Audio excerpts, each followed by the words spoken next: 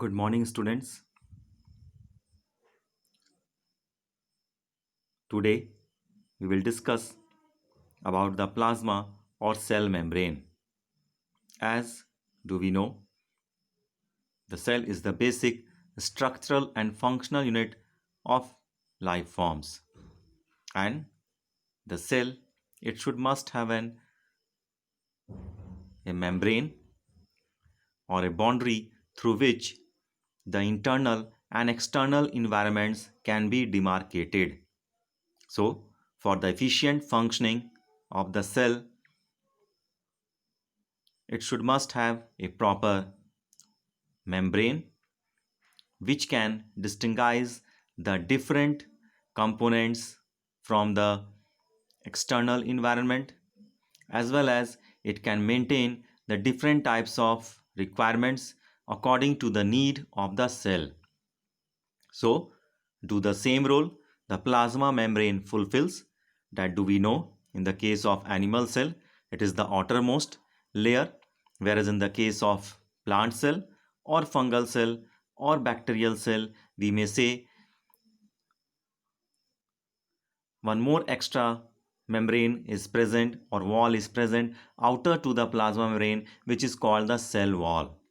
So, we'll try to understand first of all what is plasma membrane. We may define it as the outermost thin semi-permeable lipoproteinous triple layered boundary of the cell which controls the entrance and exit of molecules and ions, as well as maintains the difference in ionic concentration of the cytoplasm and surrounding. So we may say the plasma membrane or the cell membrane is the outermost thin semi-permeable, means which do not let all the things to get inside or to go out.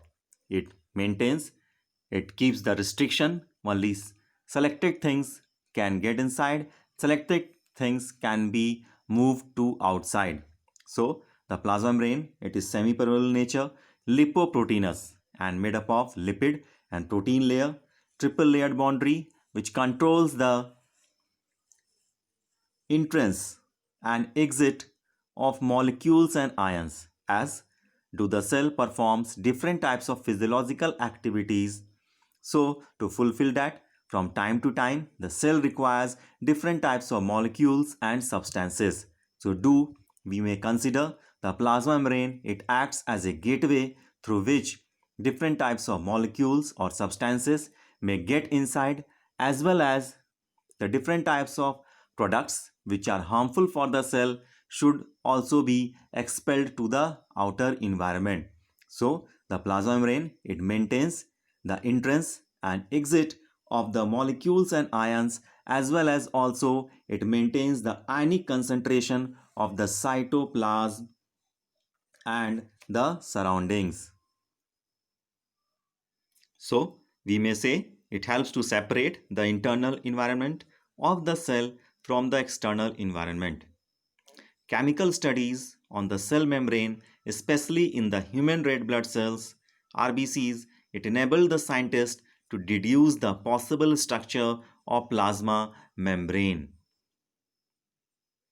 So, these studies revealed that the cell membrane is mainly composed of lipids and proteins. The major lipids are arranged within the membrane in a bilayer formed of phospholipids. Also, the lipids are arranged within the membrane with the polar head towards the outer sides and the hydrophobic tails towards the inner part. So, as in the diagram, we can observe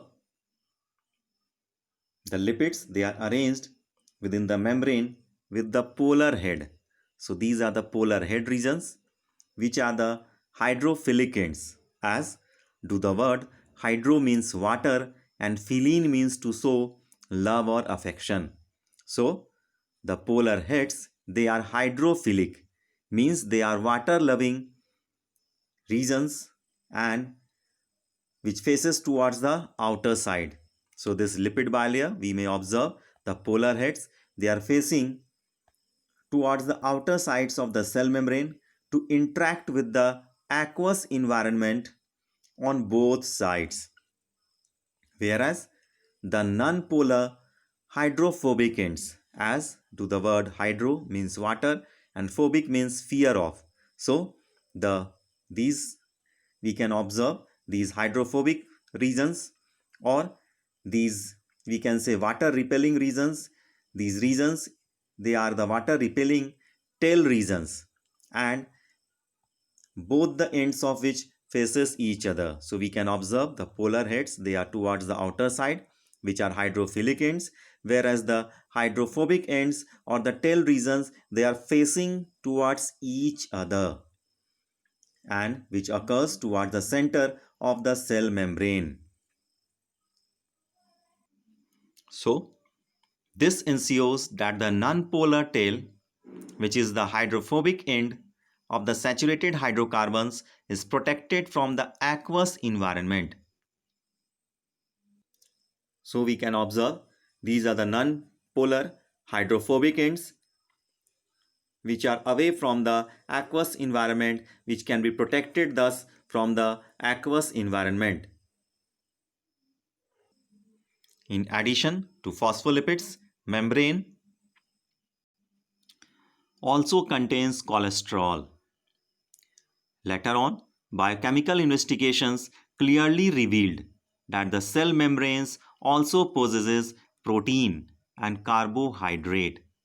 The ratio of protein and lipid varies considerably in different cell types.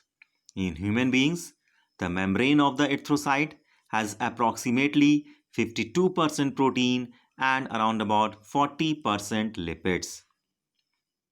So depending on the ease of extraction, membrane proteins can be classified as integral and peripheral. So depending on the ease of extraction, membrane proteins can be easily classified as the integral proteins. So we may say them as intrinsic protein, as well as peripheral proteins. So these we can say they are the peripheral proteins or extrinsic proteins. And the peripheral proteins, as the name suggests, they lie on the periphery or on the surface of membrane, while the integral proteins, they are partially or totally buried within the membrane.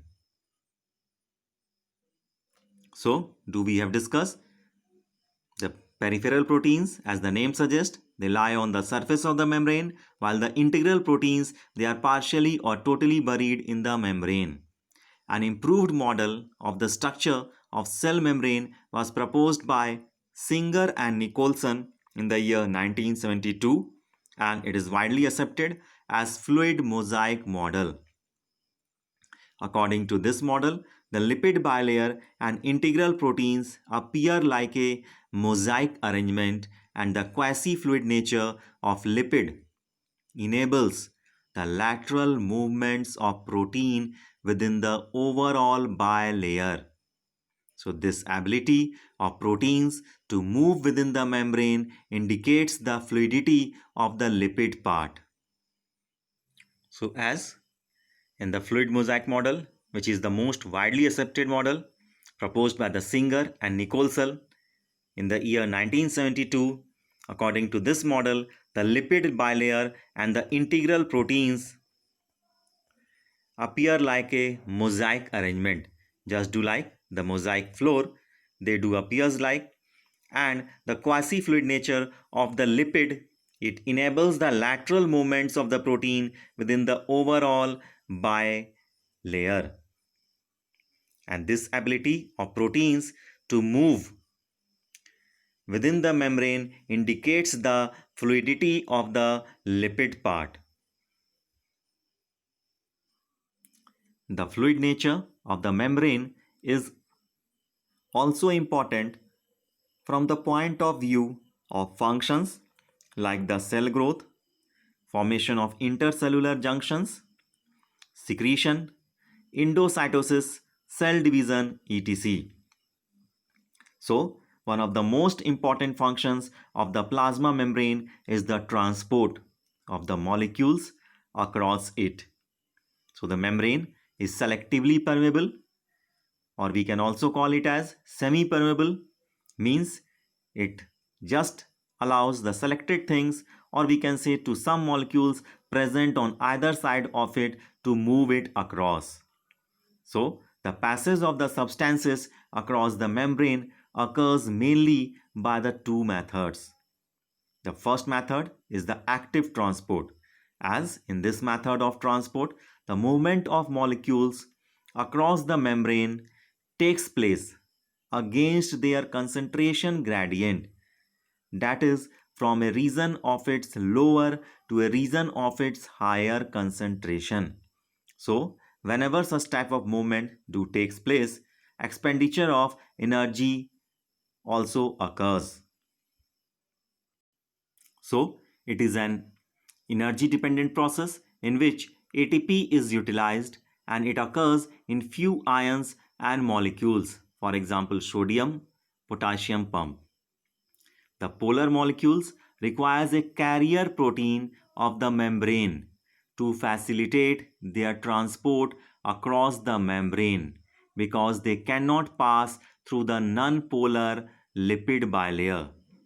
So, the polar molecules, which requires the presence of a carrier protein of the membrane to facilitate their transport across the membrane, because they are unable to pass through the non-polar lipid bilayer. Now, we'll discuss the another mode of transport, which is called as passive transport, as the movement of the molecules across the membrane along their concentration gradient do takes place in this mode of transport, that is a from a region of its higher to a region of its lower concentration. So obviously when the substances they move along their concentration gradient, then there would be no any such type of expenditure of energy. So we can say the passive transport is a mode of transport in which the substances move across along their concentration gradient. It can be further of following three types. The first one is osmosis. It is a process by which water molecules pass through a membrane from a region of its higher concentration to a lower concentration. As through the simple experiment, we can undergo through the process of osmosis. Just we have taken a glass and a small amount of water. We have put inside the unsoaked gram. After 6 to 8 hours, what do we will observe? That these gram seeds have soaked water. So that is due to the simple process which is called as osmosis. Just do we may understand, if we keep these soaked water gram seeds under the direct sunlight, again after few hours it will dry up. So why this is happening? The reason is behind that the movement of, most importantly, the solvent, or we can say water, is taking place from a region of its higher concentration to a region of its lower concentration. Now next, we'll understand simple diffusion. In this process, neutral molecules move across the membrane along the concentration gradient. So in this case, what do we observe? The movement of substances do takes place from a region of its higher to a region of its lower concentration along its own, or we can say along the concentration gradient. For example, the gases and small molecules. As we may understand the process of simple diffusion by going through the activity. Just do we have taken a small amount of water in a bowl, and we will put some color granules what do we may observe? That readily these color granules, or we can say these colored particles, they are diffusing automatically. There is no any need of energy. We are neither stirring it nor we have provided any source of energy for the mixing of these color granules to the water. So the movement of substances, do we may observe, it is taking place along the concentration gradient from a region of its higher to a region of its lower concentration. Now the next type of diffusion, which is called as facilitated diffusion. In this process, the molecules are transported along the concentration gradient, as it is also a passive transport. So the movement of the substances do takes place along the concentration gradient, but by the help of ion channels and permeases, as do the name suggest, that certain substances are there which facilitates the movement of substances. So the permeases, what are permeases? They are special type of proteins present in the plasma membrane, sometimes extending through the membrane and serves as carriers. So it is a passive transport. Energy is not required in this type of transport. So till so far here, thank you. Have a nice day.